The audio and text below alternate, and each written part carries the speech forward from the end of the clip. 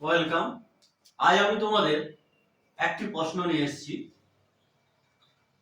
6, 2, 7, 5, 4 অঙ্কগুলি একবার ব্যবহার করে বৃহত্তম এবং ক্ষুদ্রতম 5 অঙ্কের সংখ্যা হয়, তাদের অন্তর কত? এই প্রশ্নটি কিভাবে করবে তা আমি তোমাদের দেখাচ্ছি। তাহলে এখানে 5টি অঙ্ক দেওয়া আছে, 6, 2, 7, 5, 4।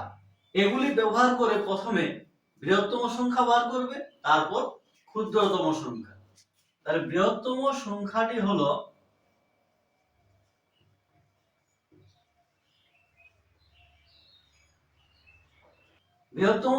হলো সব থেকে বড়টি আগে লিখবে, 7, 6, 5, 4, 2 অর্থাৎ 76,542।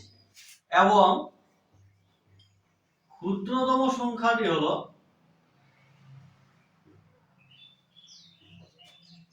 এটার উল্টো দিক থেকে লিখবে।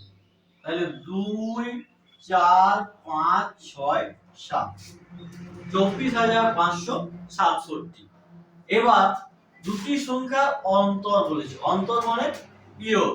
তাহলে এই সংখ্যা দুটিকে আমরা বিয়োগ করি। তাহলে 7, 6, 5, 4, 2 বিযুক্ত 2, 4, 5, 6, 7। তাহলে 2 আছে, 12 ধরলাম। তাহলে 12 থেকে 7 গেলে 5, হাতে 1, 7, 14 ধরলাম, 7 হাতে 1, 6, 9, 15 হলো হাতে 1, 5, 1 6, 5। তাহলে 51,975। তাহলে অতএব তাদের অন্তর হবে 51,975।